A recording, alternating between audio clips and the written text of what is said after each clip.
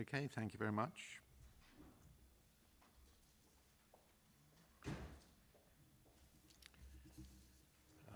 Good morning, everyone.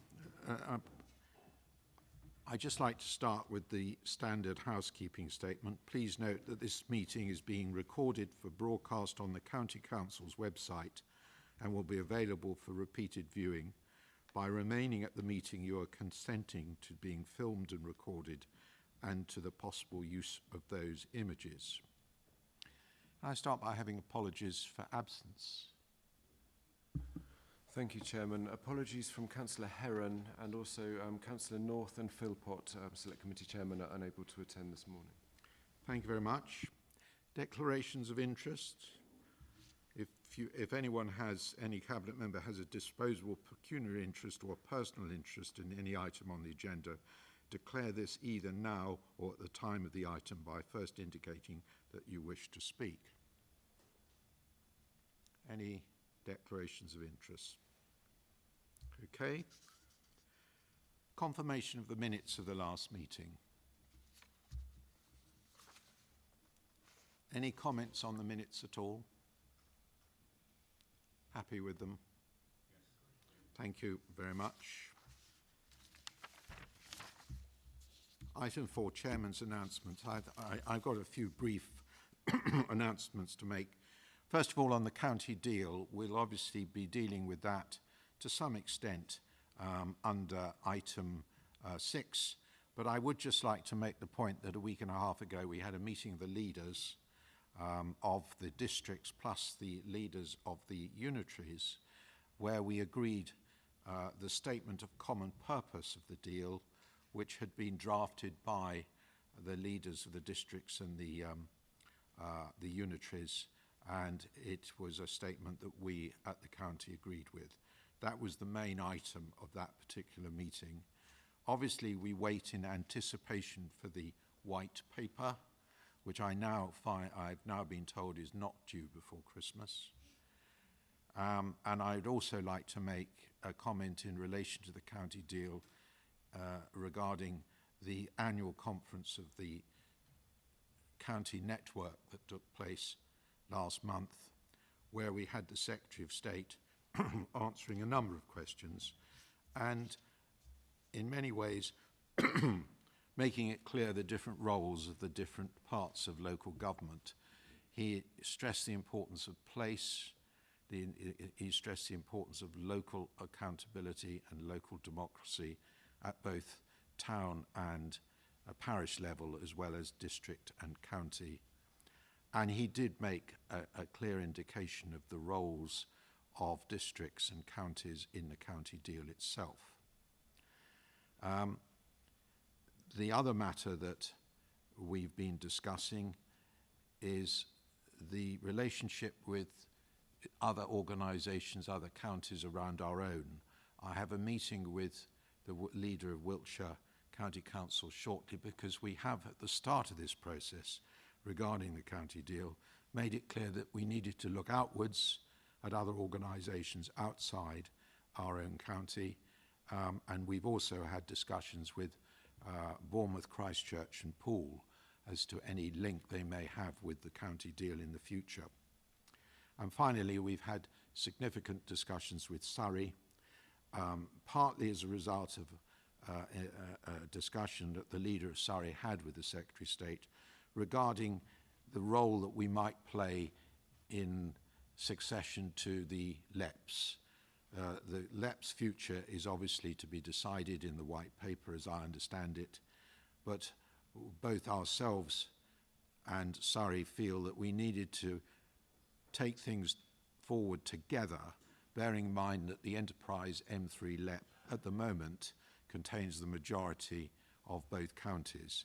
And we are looking at the possibility of a joint growth and enterprise board as a result of the Secretary of State asking us to do so, and we've sent off a note to that effect to him, saying this is something that we would like to examine further. It's early days yet. I don't know what his reaction is going to be, and I'm certain we'll hear more in the white paper, which we can then work on. But what is important is that we do understand what the future is to the type of activities that in the past have been carried out by LEPs, if the LEPs are not to have the role in the future that they had in the past. Because growth and enterprise is vital. In our area, we're one of the few areas that provide a net contribution to the Treasury every year, and therefore if we can ensure that we continue to get new businesses, new knowledge-driven tech businesses in our area, that at least will mean that the Treasury will continue to have a net contribution from us year by year in the future. Moving on very briefly to refugees and economic migrants, I've written to the Home Office about this matter. We're particularly concerned about the number of care leavers who are still our responsibility financially and whose cost is not fully covered by the funds we get from the Home Office. But we'll probably discuss a bit more about that later.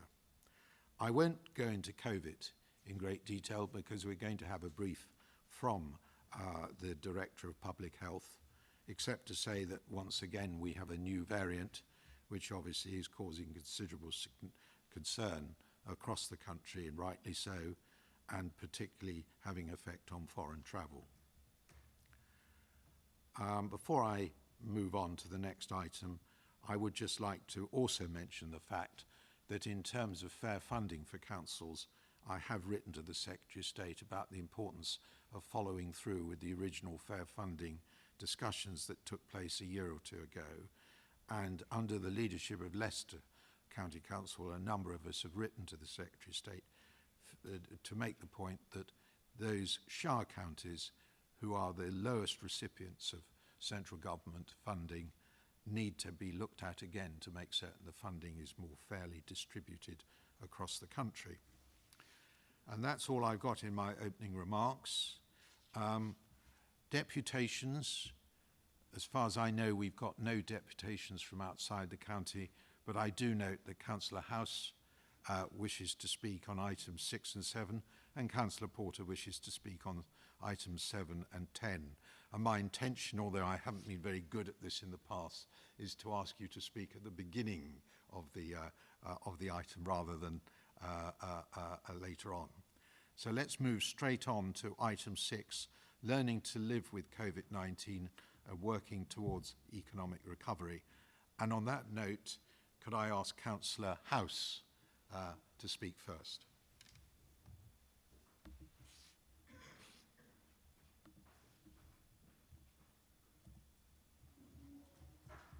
Thank you very much, Chairman. Just a few questions, actually, on the county deal aspects of this from the county council's perspective rather than from any external partner's perspective. And it's good to have the paper published again here as an annex based on the early thoughts of county staff mainly on the county deal.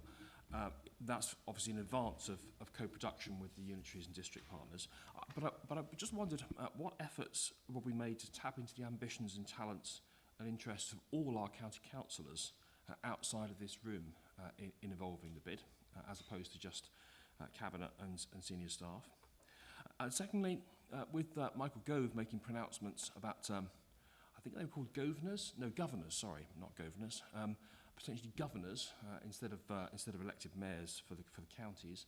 I wonder whether the county council itself yet has a view about governors or elected mayors across the county, given its an extra level of bureaucracy. And thirdly, and I think this is one that's really the most important, I just wonder, because it's not really clear in the paper yet, and it's an evolving project, so I'm not being critical on that. Does the county council itself now have any red lines that will insist on devolution rather than powers and decisions being levelled up from the districts and the counties to a new combined authority or to a mayor? So just 3 questions, Chairman, which I think would be quite helpful to get feedback from.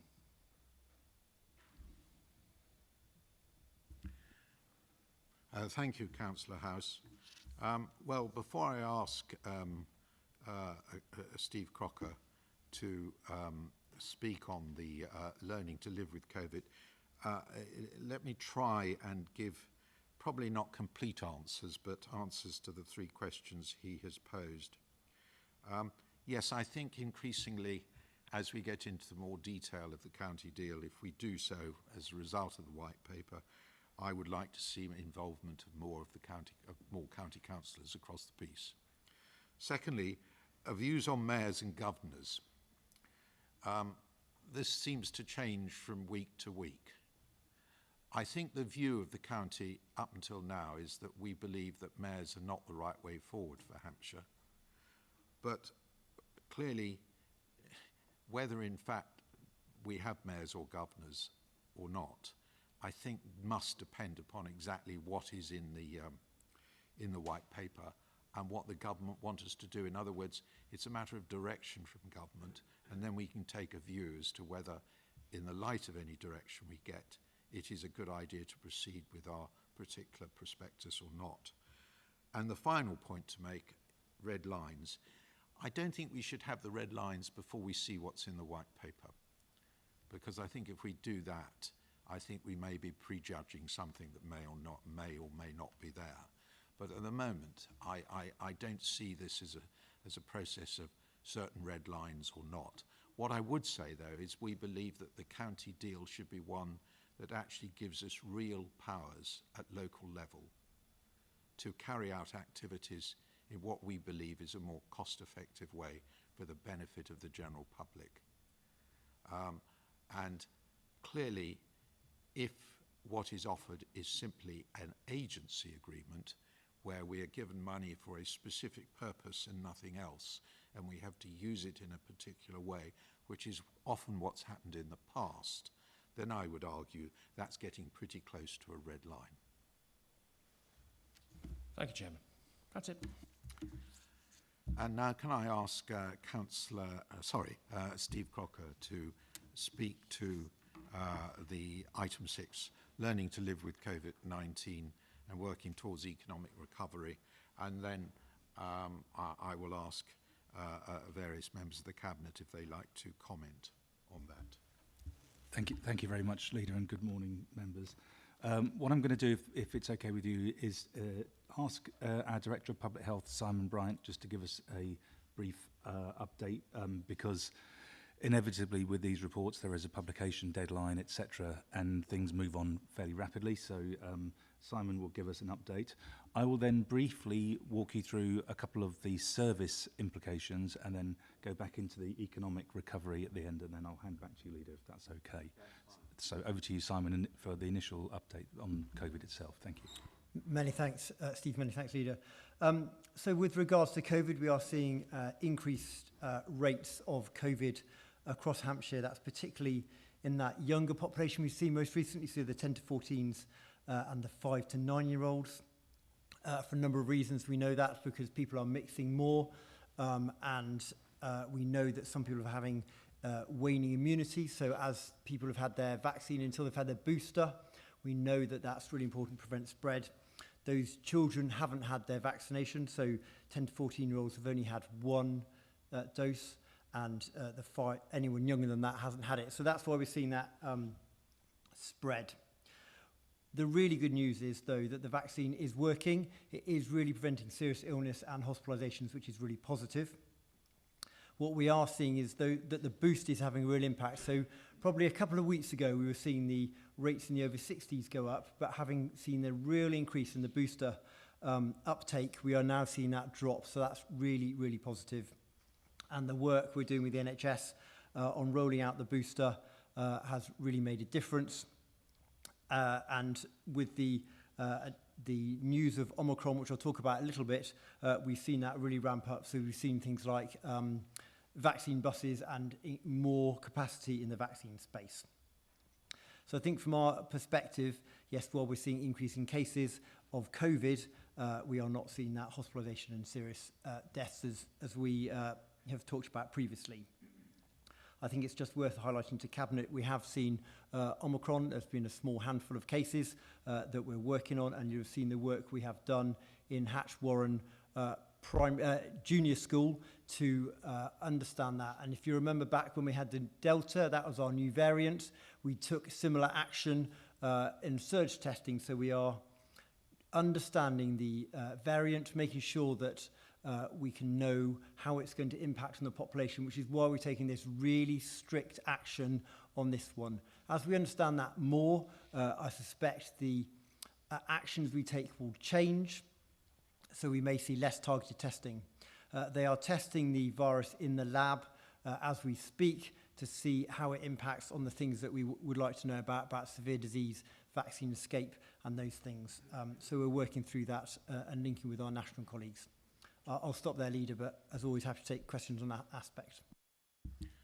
Thank you. And Simon, if I just continue with the service updates and then perhaps over to members. So just in terms of services, I'll just highlight a few things that are in the report. I'm sure you've all read it. But in paragraph 66, we talk about the impact of the changes in legislation with regards to vaccination and residential care.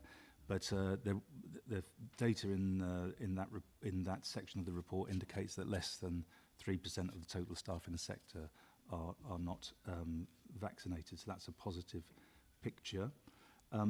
Also, the Adults Health and Care section points to the distribution of grant funding, which has been, again, a real boon.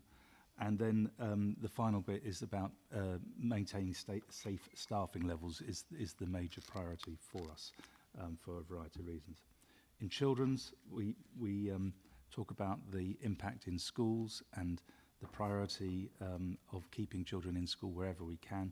And it is important to note that children have relished the opportunity to be in school and have really enjoyed learning and being in school this term. Schools do have a range of measures that they can introduce in the event of an outbreak in the school, and that's in the contingency arrangements, and those are being put in place wherever necessary.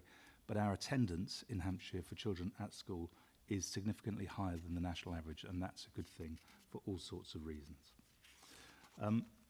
We've also, it would be remiss not to note that our referrals into children's social care continue to remain at a high level, and there is a COVID impact that we can see on this since March. It's been about 15 to 20% above average. Moving into our corporate services, most of our focus has been on managing the return to work, getting the right workspaces and the right choices made in terms of people being in or out of the office. And then we go back into, I would encourage you to go back into the economic impact of COVID, and that's section 20 of the report onwards. And there's some significant detail in there about how COVID has affected the Hampshire economy. And also, of course, the county deal is linked to that as part of our response. I'll stop there, Leader, but obviously myself and other officers are available for any questions members may have. Thank you very much, Steve. Comments from the Cabinet? Ros. Thank you, Leader. Simon, I think this one will probably be directed to you, actually. I'm really concerned about the rising cases in our schools, and obviously a number of children have been off when the vaccination programme was within their schools. How can we help support the schools and our parents in getting more children vaccinated, and because it has to be the paediatric vaccination centres that they go to? So as through the pandemic, the guidance has slightly changed. So children have to wait 12 weeks after their infection to have the first dose of the vaccine. We are going back in January so that we can offer the second dose to the 12 to 15-year-olds. And at that time, that would be 12 weeks afterwards. So the people who haven't been eligible at the first time because they had COVID can get that. Equally, they can go to their GP practice as well, so we can get that information out. But I'm really pleased that we've managed to arrange the school-based nursing service to go back in again and kind of manage that. They've got a number of immunisations, so hopefully that will help to get those people vaccinated as soon as we can.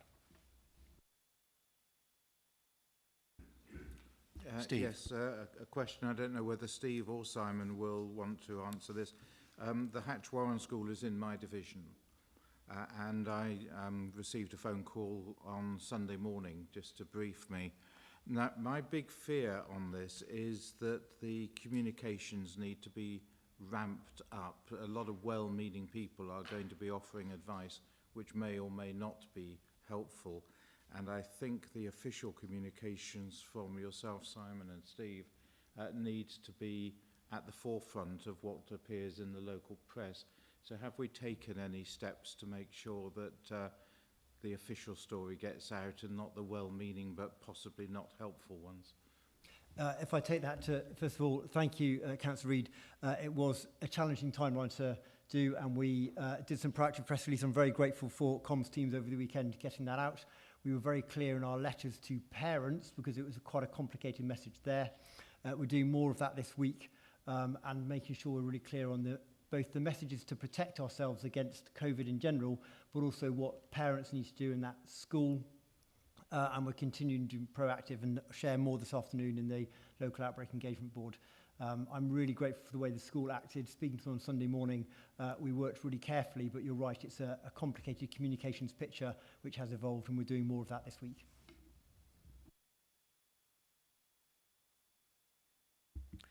Any other comments from the Cabinet? Okay. You happy with the recommendations? Thank you. Moving on to item 7, financial update and budget setting and provisional cash limits. Councillor House and Councillor Porter, if you would like to speak to these ones, this particular item.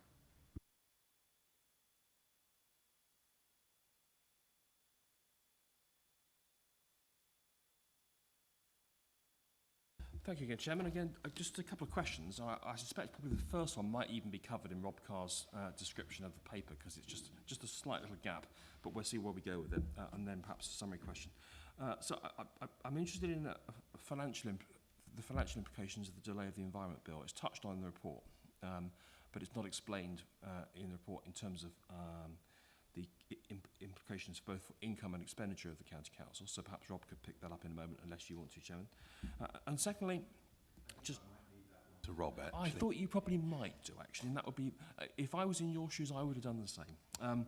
And the second question then is just taking everything together, given there's no summary table in terms of the revenue implications of everything that's going on.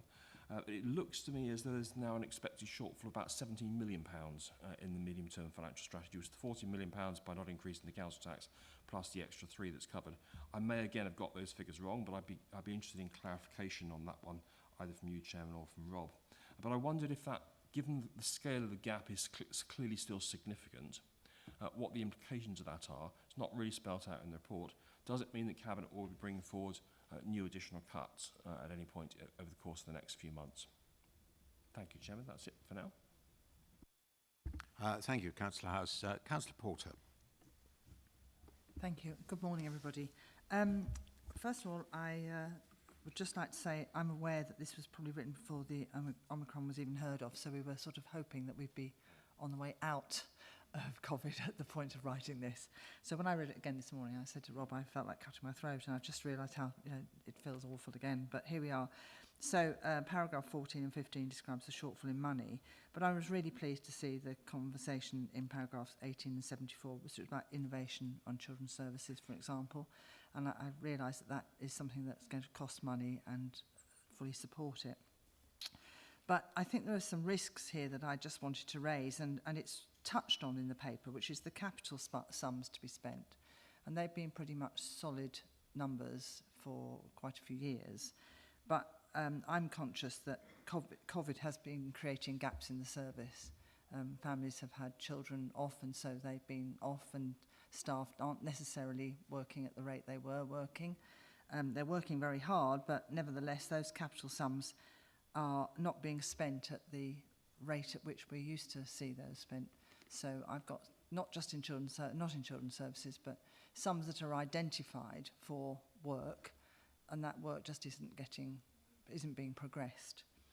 The risk as well is that the sums identified seemed reasonable at the time, but as inflation is rising really quite rapidly, particularly on building materials, that those costs are now becoming out of order. And so it's causing even more of a difficulty in trying to develop those plans and projects that were there before. So I just cite one in my area where we'd identified it going to cost about 120,000, and now it's more like 240,000. So that sort of work is disappointing, or that sort of progress is disappointing because we know it was genuine. The number was genuine a year ago, but now as time goes on, those figures just aren't realistic. So I'd urge you to really look again at those capital sums.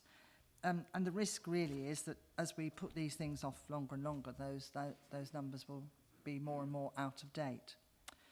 I do sympathise with you that at this point of the year, the council still doesn't know how much it's going to get from government, and we're making our way towards mid-December, and here we are holding fire. But I really ask you to think about this for the implication of the uncertainties for local parish and town councils. Councillor Humby knows I've been trying to get some clear information about something quite simple, which is the lengthsman. Those parish and town councils and district councils as well, they're considering how they must try and pick up the slack, and they're looking at their own budgets, and they're required to submit their own budgets for the spring. And I'm just asking, how are you sharing this whole conversation with your parishes? We obviously do as local county councils, but how are you sharing all of this with parish and town councils?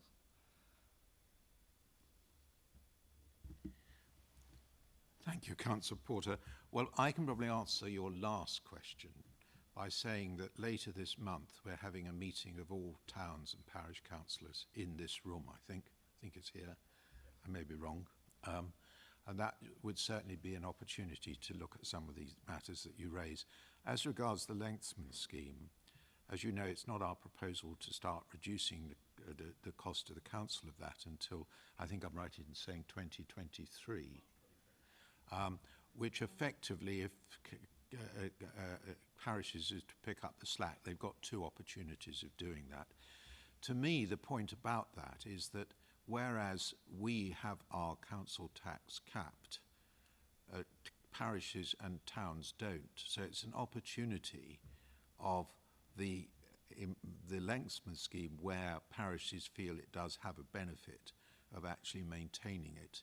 And ultimately, if you take into account the total council tax, it means that they will be paying a bit more at a parish level rather than at county level, because we are not able to have the same flexibility as they've got.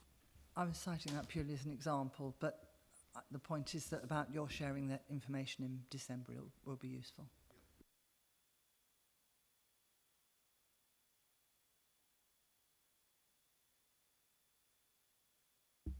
Rob to give us the overall brief on the financial update before I ask my Cabinet colleagues to comment.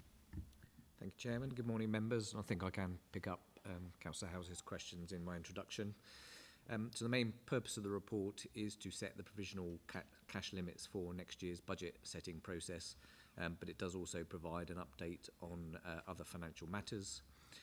You'll be aware that the spending review was announced in October, which was somewhat disappointing for the County Council. So whilst we may be able to receive additional funding of around £20 million for social care, that is actually flat over the 3 years of the review, so it doesn't give us increasing grant to set against our increasing costs every year. On top of this, we also lost 1% per annum on the adult social care precept, which, as Councillor House rightly points out, that gives us a £14 million problem by 23-24, over and above what we were expecting for the SP23 programme. So our usual financial strategy as part of that is to meet that additional gap through reserves and then include that within future savings programmes. But of course what we don't know yet is what the settlement for next year will look like. So that's why there's not a lot of detail in this report. Effectively we'll wait until we get the provisional settlement, and then we can provide a fuller update in February as part of the budget setting process as to what we'll do with the overall position there. So the COVID financial position has remained fairly stable compared to the last time that we presented it. But again, as Councillor House points out, one of the things that we've included within that is confirming the position in relation to ETE waste savings. So now that the Environment Act has come into force, we can plan more specifically with when we will bring in the ETE waste savings in line with when the various elements of the Act will come into force. So effectively that puts off some of those savings until 24-25, and as a result we're using £12.2 million of the COVID funding that was originally set aside to effectively cash flow those savings over that period. Probably the most worrying part of the report is that there are new pressures emerging in both children's and adult social care, with the most worrying trend being in the increase in prices that we are seeing in the adult social care market, which if they continue at that rate will give us a significant financial problem going forward into future years. I'll end with some good news. So in the report we are recommending that we provide permanent funding for the climate change team, and we're also suggesting some additional one-off funding over the next 2 years to increase capacity in that area. Happy to take any questions, Leader. Thank you, Rob. Questions from the Cabinet? No questions? Yes, you're allowed. By all means, make a comment, Jan. Yes, no, thank you, Leader. I'm just very pleased to see the certainty around support for the climate change team. So thank you so much for that. That's really important. And also, paragraphs 101 to 105 discuss the Salix funding of 30 million. And I visited a school in Hampshire. I think we're covering 400 Hampshire buildings, including over 300 schools, in upgrades with solar panels, insulation, windows and boiler changes. And I just wanted to thank the team from estates and their contractors who've already upgraded 200 schools in a very short period of time, and I understand that that funding has been extended to March to enable those works to be completed. But I just have to say how impressive that work is and how appreciative the schools and the children are. So thank you for that. Thank you, Jan. I'm glad you've mentioned that particular point, because that funding from central government was a good example of the county's proactive stance in terms of looking at the grants that might be available. The funding we got from central government, I understand, was more than any other county in the country. It's a significant sum, just under £30 million, and it's allowed us to do a huge amount of activity with our schools, which I would hope not only helps the climate change challenge that we have, but also will hopefully result in the running costs of schools in terms of utility bills being reduced, which means that individual schools have more money actually to spend on education rather than maintaining the requisite amount of temperature in their buildings. Russell, did you want to speak? Thank you, Leader. I just wanted to expand on the inflationary pressures in highways. Paragraph 71 alludes to the figure of 17% increases in materials prices. And Councillor Porter mentioned the inflationary pressures. It is a challenge for highways. You know, as a cabinet, we decided earlier this year to put an extra £7 million a year into highways, but you can easily see how inflationary pressures of 17% could easily gobble that up. It does come at a time where we've also got more traffic and more costs linked to extreme weather events that are potentially caused by climate change. So we had floods at the beginning and end of the summer this year. We've got Storm Barra coming in tonight, very hot on the heels of Storm Arwen. So I do think it's worth us taking a moment to just focus on that inflationary pressure. But on the positive side, I have confidence because we've got an excellent team of people in Hampshire Highways. We've got an excellent relationship with our contractor Milestone. And we're also always looking for ways to be more efficient. Just two quick examples. The Mitchell-Dever recycling facility is not just cutting carbon, it's also cost efficient. And we're also using technology. Cabinet colleagues, I don't know if you're aware that there are 2 IT staff embedded within the Highways Operations Centre, and we've been working all year on improving the online reporting system. And next year we're launching a new portal for all councillors, which I think is going to be a huge improvement to the system. So I do take a lot of confidence from all these things, but I'm expressing hope that the local government finance settlement might recognise these unusual pressures on highways, and that some of the extra 1.6 billion might be earmarked for highways. I don't know how likely that is. Maybe Rob can comment, but that would be my final comment, that I hope that that might happen when we get the finance settlement next week. Yes, you hope it's next week, Russell, so do I. Yeah, thank you for that, and thank you for the positive comments you're making about the team, which I totally support. Steve Foster. Thank you, Leader. If I can pick up on a couple of those comments as well. I would say, if I may, personally, I was very disappointed with Councillor Porter's opening comment saying she felt like cutting her own throat. I think that's an unacceptable term. And I feel very strongly about that, so I hope that'll be apologised for. I apologise. Thank you. In terms of some of the work that we've been doing, as Councillor Warwick pointed out, the £30 million that we've been spending on decarbonisation has been an incredible project. And in terms of actually spending that money wisely and in the very tight time frame that we had, our officers have been absolutely first class initially in managing that and making sure that our procurement is done expeditiously, taking advantage of best possible practice. But also they've been quite creative in working with Salix, who provided the money, in prioritising different elements of the project. So we've just reallocated 1.5 million of that project to insulation, rather than the initial area that would have been difficult to meet the timeline they set. But that's been done with their approval, and we're looking at reallocating a further sum, around £250,000, into boiler controls to make sure that we take advantage of the money that government has provided us and get the best possible outcome for our schools. That is creative work at its very best. In terms of capital spends, it is a solid number, and it's reassuring that we plan very carefully. And I think part of that planning indicates the prudential management that we have and the use of our reserves, as indicated by Rob Carr. But it is fair to say that we don't want to overspend. We don't want to keep increasing numbers, because there is a finite pot of money. And therefore, going forward, we may have to look at the capital spend allocations, and that means certain projects may have to be prioritised over others so that we don't overspend. And I think that is sensible use of the Council's budget.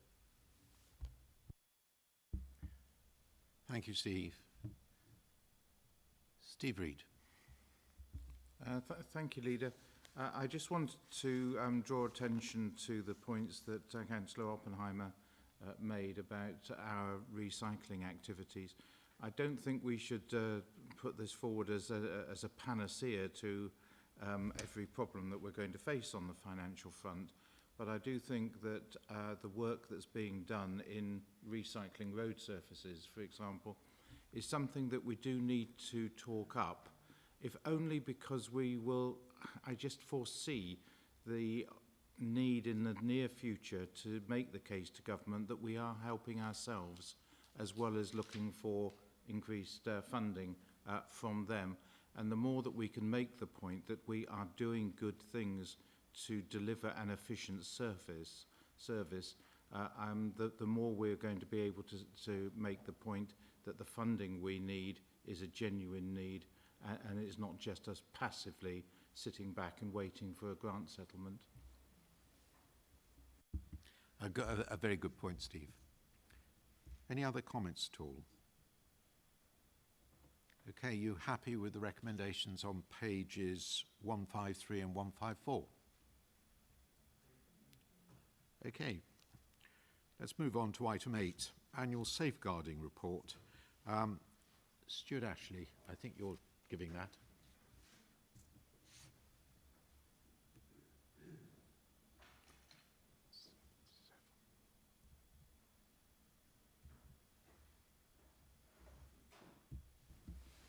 Good morning, Cabinet. I'll just pick out the highlights of this report. This is the 5th annual safeguarding report that I brought to Cabinet. It covers the full range of activities around children's safeguarding in Hampshire, performance, local issues, national issues, demand and the response to emerging risks. I would say that perhaps this year it's more poignant than ever, given the issue of Arthur that's been in the press, and children's safeguarding perhaps getting a great deal of spotlight currently. There are 2 key national issues that I'd like to draw Cabinet's attention to. The first is at paragraph 15 through to 19 in relation to child exploitation.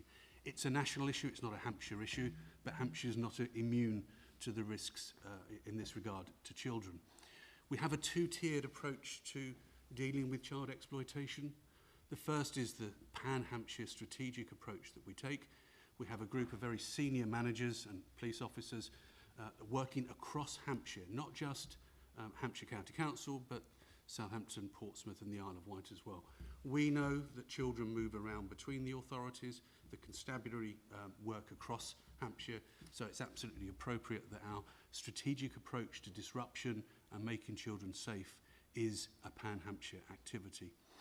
At a local level, in each district of Hampshire, a senior children's social care manager manages all of the children who are deemed to be at risk, and they oversee those with partners on a very regular basis, working with the child and all the agencies to make sure that the risks to children reduce and they no longer need to be tracked. So there's a really good joined up approach, and we recently had some external validation of our approach to tackling child exploitation, which we hope we can share with members in due course. The second national issue is one that the leader touched on earlier, and I do think it warrants drawing to your attention, which is unaccompanied asylum-seeking children. Technically, this report covers the financial year 2020 to 2021, and broadly, in that year, our numbers were relatively low. There are 2 mechanisms by which children arrive in Hampshire. One is usually off the back of a lorry, what we call spontaneous arrivals, where they have smuggled themselves or with criminals into lorries and across the channel. The second and increasing issue is around the National Transfer Scheme. So where Kent are quite literally inundated with unaccompanied asylum-seeking children, the government has created a scheme run by the Home Office to disperse those children to other local authorities, and we then become the parents of those children. We have long advocated that that scheme should be mandated, and I'm pleased to say that as of December, I know it's outside the remit of this report, but as of December, the scheme will be mandated so that all local authorities have to take their share of these vulnerable children. One of the challenges for us as a council is the average age of arrival is 17 years of age. And whilst the funding for children is there or thereabouts, if I can use that phrase, we still think there's a deficit attached to it. For care leavers, there's a significant deficit. And of course, if they arrive at when they're age 17, come 18, they're then a care leaver, and so the financial pressures that brings. One of the other points I would make around care leavers is about 30% of our care leavers have no recourse to public funds. That's because they haven't achieved their right to remain in the United Kingdom. And I think there's something slightly ironic that we are caring for vulnerable children and treating them just like every other looked after child, yet when they reach 18, they're not entitled to be cared for and supported in the same way as other children. So just an observation. There are a number of future challenges identified in this report, recruitment and retention being but one of them. I won't go through those in detail, but obviously I'm happy to take questions. Thank you. Thank you, Stuart. And the last point you made, I think, was a really good one about the discrepancy between how we treat children and young adults in terms of support. It's a continuing concern. As I mentioned earlier, I have written both directly to the minister responsible, but I've also got my local MP, Sir Desmond Swain, to write to the Secretary of State as well, as we might possibly get a slightly swifter response from the department by taking that route. Steve Reed. Thank you, Leader. I had 3 points I wanted to ask questions on, but the third one has been answered about the 18 plus people leaving care and their funding. When we saw the Victoria Climbié tragedy, it produced a temporary spike in awareness on the public and reporting of problems. When Baby P tragedy hit, it produced a structural change, and now we've got the awful situation with Arthur. Do the officers have any feel for whether this is likely to produce a temporary or a structural change in activity in their areas? And then I've got another question after that, if I may. Sure, Stuart might want to come in, but my initial feel is that it's too early to say at this point. We've been experiencing a structural change in the number of referrals into our services since March, and there's because of COVID, there's a latent demand that stored up through COVID, and that's been coming through, and we've been extremely busy, as I've referenced both in the COVID response report and indeed in this report. One would think that it would certainly be busier when one looks at the issues that were highlighted in the press in the Arthur report, although we do need to wait and see what the detailed serious case review finds to learn the full range of issues that we need to understand. Yeah, the problem that we have is that we're agreeing the budget headings for the coming year without knowing whether a fundamental change is about to hit us. And obviously I see that as a risk facing us. And I wondered how we're going to enunciate that risk, and if it does hit, how we're going to be able to make the case to the government that some changes are needed. There is going on at the moment a review of children's social care by the government, led by Josh McAllister.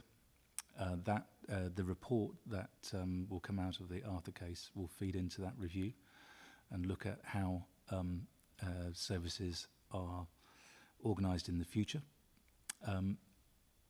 Josh McAllister is on record as saying there is no solution to this that does not require spending more money. Yeah, absolutely. And obviously we don't want to feel cash constrained if there's something that we have to do because there is a child at risk. So we've got to take the action. Yeah, absolutely, and Stuart may want to come into this, but the frontline social workers in Hampshire are they take the right decisions. They do not think about the financial implications of decision X or decision Y. That's for us as managers to deal with and respond to. All we say to them is you look at the circumstances, you look at the situation, you make the right decision. Which I fully endorse. That has to be the right way forward. My second question, Leader, if I may, was there have been a couple of articles on the radio recently about a COVID impact, which is children disappearing during the pandemic and people not knowing whether they've gone abroad, whether they've been withdrawn from school and are being homeschooled or whatever's happening to them. And do we feel that that is an issue which is impacting in Hampshire, and is there anything we can do to quantify it? Perhaps I can answer that question. Throughout COVID, we worked exceptionally closely with our schools, with the police and with health colleagues, and we tracked individual children, and each child open to children's social care, so the most vulnerable children, had an individual risk assessment that was regularly updated. If they weren't in school, social workers were going out and seeing the children. We know that there were some children who were stuck abroad because lockdowns occurred whilst they were overseas. They were tracked as well. So I have to say we had, I think, a really robust response around that. And there are no children who are slipping through the cracks insofar as we can possibly know. So the joint working between children's services and the schools was, I have to say, exceptional. There was free-flowing information on both sides. And, Councillor, if I can just add in just a little bit of data that might support that, and it's you've got it today, which is the attendance of children in Hampshire has been throughout the pandemic above the national average. So that means there is less of a risk of those children not being cited by professionals, been significantly above the average. So that's a real positive. The second thing, which I've alluded to in the COVID report, is the increase in the number of referrals since March. So it's not included in the safeguarding report, which looks at last year's financial data. But since March 21, there's been a very consistent 15 to 20% increase in referrals. So that would indicate that professionals are referring all children that they see that are in need and need an assessment. Well, those are very heartening answers, Leader. So there are fewer Hampshire children, if any, slipping through the cracks than perhaps elsewhere in the country. And what I'd like to do sometime is to understand how we are achieving that and others are not. There's a very long answer, but the short answer is that it's because of a long history and track record of working really closely between children's social care, education and schools and related services. Even things like homeschool transport, making sure children get into school, is vital in this context. So it's that joined up working that is the key to this. I'd probably just add the further point that it's because we have significant capacity to do these things because of our size. Without that capacity, clearly the risk is greater. Okay, any other comments from my Cabinet colleagues? Are you happy then with the recommendations on page 177? Thank you very much, and let's move on to item 9, Annual Safeguarding Report for Adult Health and Care. Jess Hutchinson, I think, is providing us with that.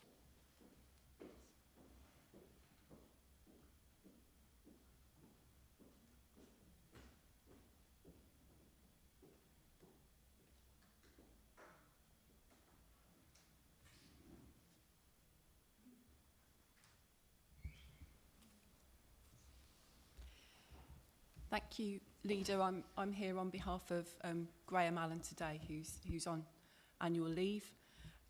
This annual report relates to the local authority statutory duty to safeguard vulnerable adults. I won't go through that and rehearse it in detail, just to say that has been really a positive progress and strong performance, whilst noting ongoing risks. Clearly, as you've already heard this morning, all of the safeguarding work that adult services have been completing is in the context of an increase in demand, and also continued need to respond to COVID and the implications of the tail of that as we move forward. I wanted to us to note today the contribution of the Hampshire Safeguarding Adults Board, who have continued to work tirelessly to address the safeguarding strategy in Hampshire Safeguarding Assurance and the development of policy across the 4 local authority areas. It is true to say that there has been an increase in volume and complexity of safeguarding concerns, unsurprisingly, a 3.5% growth in safeguarding adults concerns, but most importantly, a 75% growth in those concerns requiring safeguarding action. And despite that, we have been able to move forward on a number of improvement areas, including close attention to home visits, which are very important in terms of professional curiosity. And obviously there's some similar themes there to ones we just heard in around children's safeguarding. networking with other agencies, making safeguarding personal, and working towards the new recording system that will be coming into play in July of next year. All of those things are important. I will leave you if you'd like to ask any questions with regard to that report. Thank you. Thank you very much, Jess. Questions? Liz? Sorry, Leader, it's not a question, it's more a statement. I'd just like to echo Jess's point about the Safeguarding Board, and I'd just like to pay tribute to all the organisations who take part in that board, because they're truly committed to it, and all of them are invested in it and ensuring that we get the best outcome. Thank you. Any other comments at all? You're happy with the recommendations on page 199? Thank you very much. Thank you very much, Jess. You got off lightly this morning, didn't you? Thank you. If it's okay, Leader, I'll remain here as I have a report after Robert speaking about community safety. Yes. Right. That's fine. Item 10. Hampshire Community Safety Strategy Group. First of all, Councillor Porter would like to speak.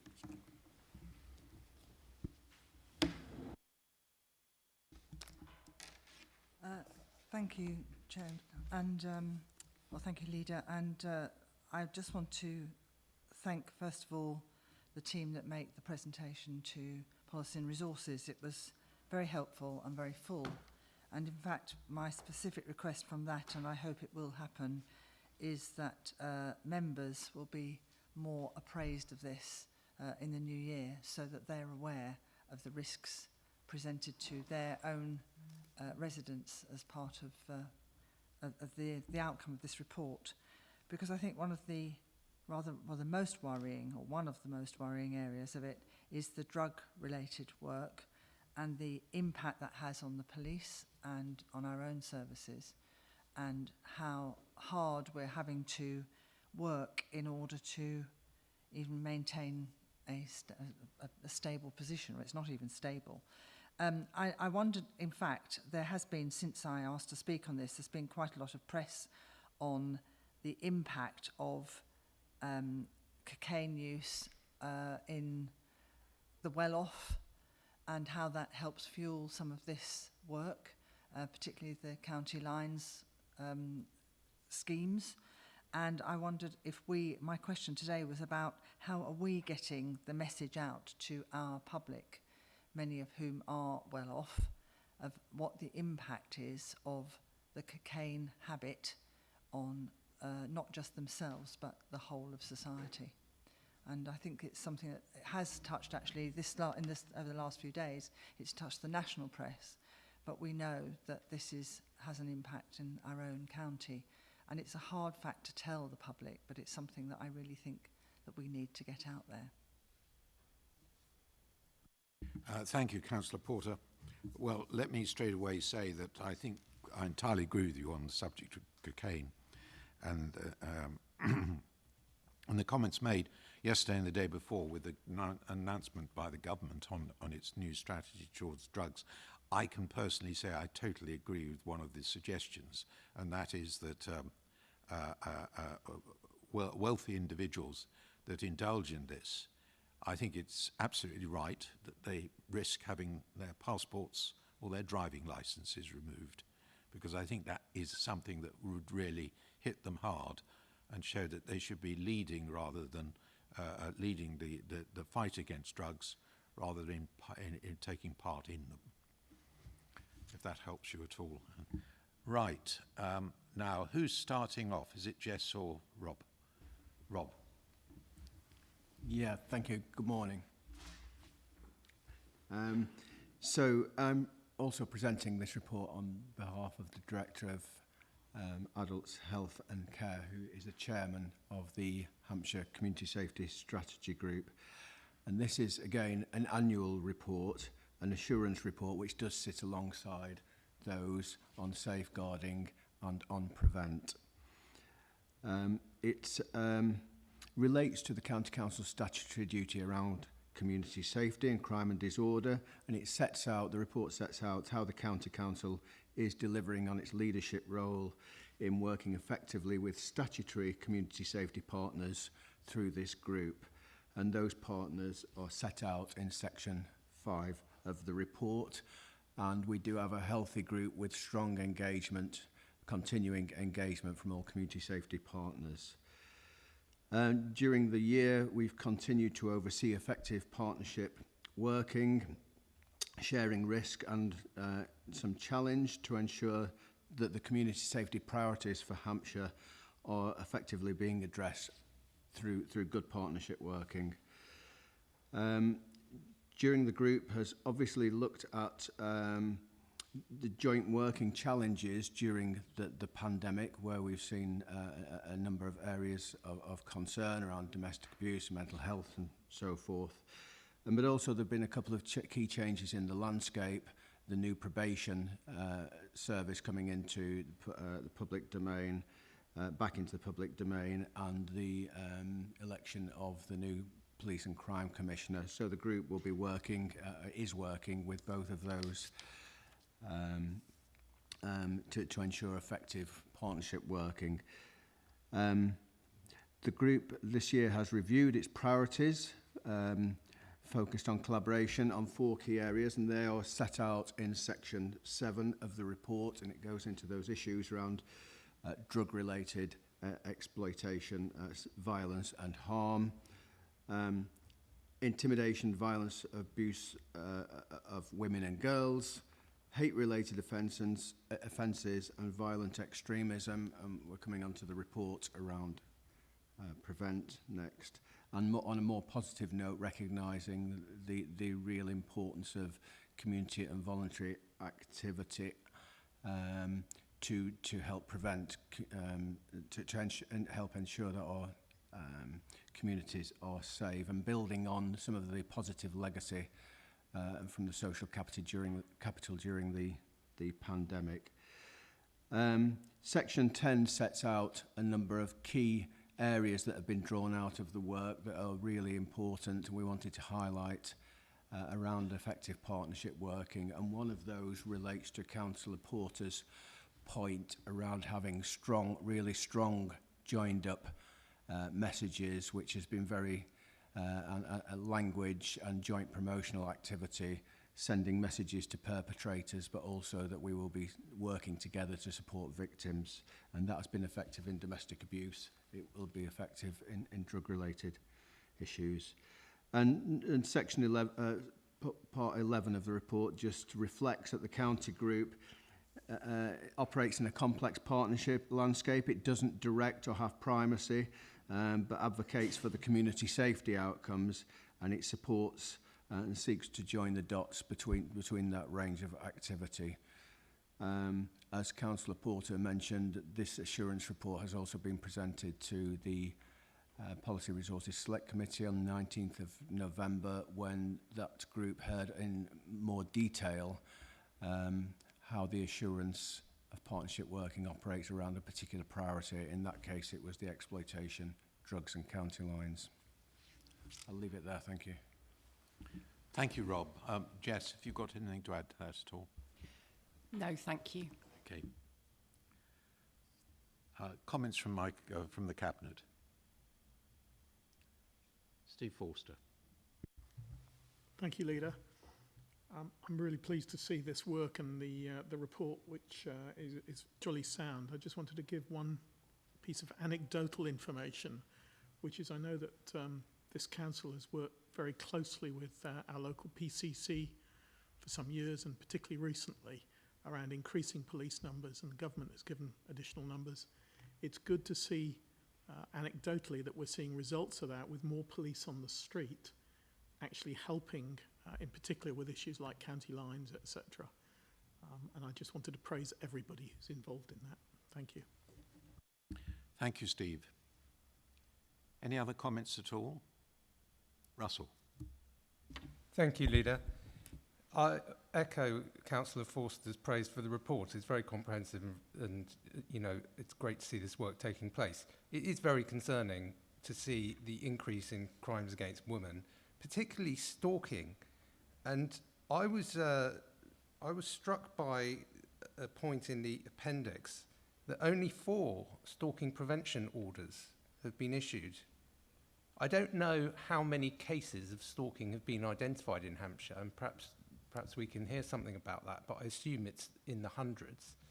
It strikes me as a potential area of focus that we could try and increase the number of orders to get on top of this particular problem, which causes terrible distress and suffering. You know, stalking and harassment are real crimes that we must bear down on. So I just wanted to ask about that.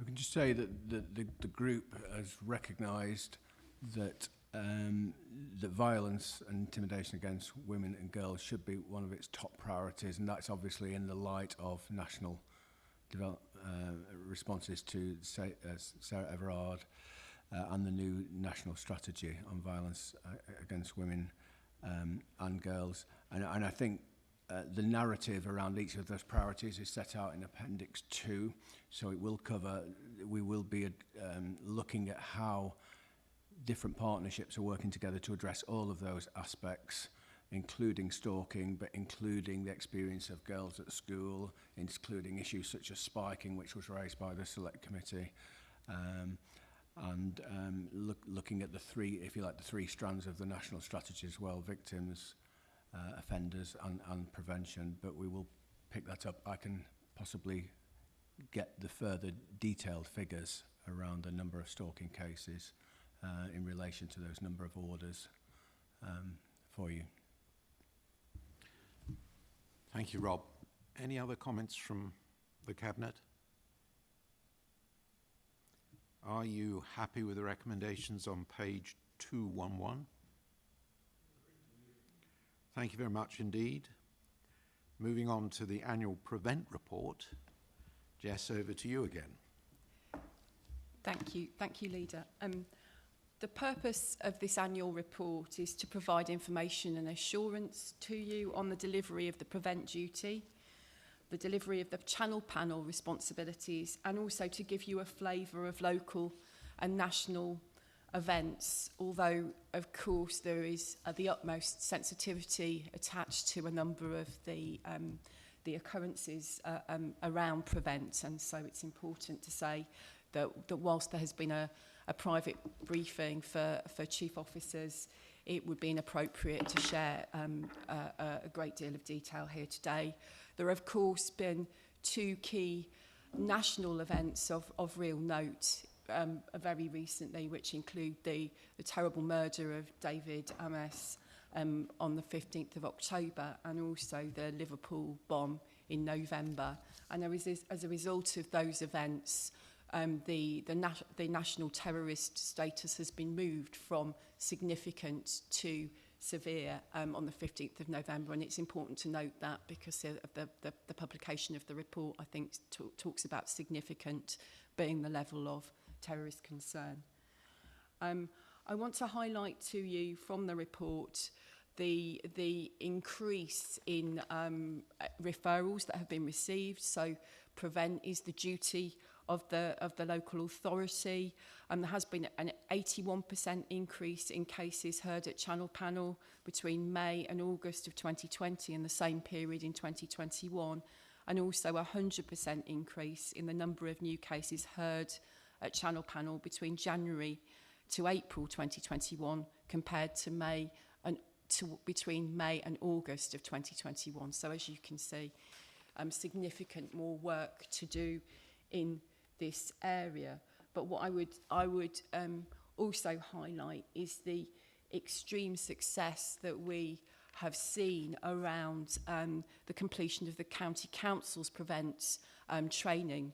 We have a significant e-learning package which includes issues around single single event terrorism, so perhaps terrorism that's indicated in the David Ames and Liverpool situations where the ideology might not be so clear and it might be attributable to a single actor or a very small terrorist type organisation. So all of that is included in the e-learning, and we have seen 93% of the total workforce in Hampshire County Council complete that training, which I think is significant and means that across all of that broad public interface, we have staff that are really well versed and aware of these issues. And in addition, we have a fully functioning Prevent Partnership Board chaired by the Director of Adults Health and Care, and that board continues to produce key strategic pieces for us as, to support this agenda. The County Council also demonstrated full compliance with the recent Home Office annual assurance statement for Channel, which is also of reassurance. I won't say more than that, but of course happy to take any questions. Thank you, Leader. Thank you, Jess. Questions from the Cabinet? Anything on the prevent strategy? Liz? Sorry, again, no questions, Leader. Just two things. Jess, is it possible for councillors to be able to access the e-learning if because they do a lot of meetings with the public and families? That would be very good for them to be trained. Excellent idea. I will make sure that that's possible if it isn't already. Absolutely. Super. Thank you. And the other thing is, I do think the tech giants have a moral responsibility here with our youngsters and young adults to police what's going out on their internets. It's all very well saying there's freedom of press and that, but actually when they're subverting people to commit these acts, they have a duty to step in and stop it. And I know the police, we had a thing on Prevent years ago, and the police were saying they were taking down about 300 or 400 websites a day, and they just can't keep up. For everyone they take down, another 5 or 6 spring up. And I think the tech giants should be held responsible for that. That's all. I'd just like to make that statement, Yes, I totally support what you just said, actually, Liz. I think it's a good idea. I think we're getting to the point where people are beginning to understand that the tech giants, particularly Facebook, are acting more. They should be treated more like publishers rather than platforms. I think the way I put it. And I think that will happen. It's just not happening as quickly as it perhaps should to prevent some of the things going online which shouldn't. Any other comments at all? Are you happy then with the recommendations on page 223? Thank you very much. And now the final topic. Simon's back on again. Wait a long time. Review of public health partnership function between the Isle of Wight Council and Hampshire County Council. Good afternoon, colleagues. Good morning, sorry. So this is to provide an update on the public health partnership with the Isle of Wight Council, specifically on the recommendations from which the 2018 review had not been met at the time of the formal partnership. I'm asking Cabinet to support the continuation of the partnership, which will improve public health outcomes for Isle of Wight residents at no detriment to Hampshire and provide some benefit to the system, as now I'm Director of Public Health for a very large proportion of the local ICS area. The report sets out the key findings and the key things that we were making progress against were the public health grant and the budget, the team capacity and capability, the public health intelligence and service delivery. And it's just worth saying we've met all the recommendations there, particularly on the service delivery where there was service delivery was not the standard we would expect. So thinking about our commissioned services, drug and alcohol, sexual health and the health visiting service, we've really worked hard with those providers and really improved the quality and safety of those services. So I'm very pleased that now public health is in a really good position. This is at no detriment to Hampshire. We work very closely together, but make sure that we are clear on our responsibilities for both authorities. So I'm pleased at this point to recommend that we continue with the partnership with another review point in 3 years' time in line with the agreement. Leader, happy to take any questions. Thank you, Simon. Steve Reed. Thank you, Leader. The point, 2 points really here. When we have been helping the Isle of Wight in the education area, one of the points that Steve Crock has made to us before is that not only is there no detriment to Hampshire, there's actually a positive in as much that we expose some of our staff to problems that they might not have encountered within Hampshire itself. And I was wondering if that is the case here. And the second point I wanted to make is that presumably we're able to do this, not just because we're geographically adjacent to the Isle of Wight, but also because we're large enough to do this and therefore bring the expertise to bear. And I'd be interested in Simon's comments on both of those. Yeah, thank you, Councillor Reid. You're absolutely right. There is a benefit to Hampshire in terms of skills, expertise and learning from a completely different setting. And we know that, as you say, and I said, that the services were not in the best state. So we've learnt about some of the key things around governance that, you know, as you say, we may not be exposed to here because things go better. With regard to our scale, it's really important that our scale plays into that, because as a strong public health consultant body, we're able to be more our focus areas. So, for example, I've got experts in my team on, say, sexual health and drugs, whereas if you're in a smaller team, you have to spread yourself thinner. So actually, with that, we're able to provide that across 2 authorities and bring more resilience. So you're absolutely right. That really does help us as a county as well.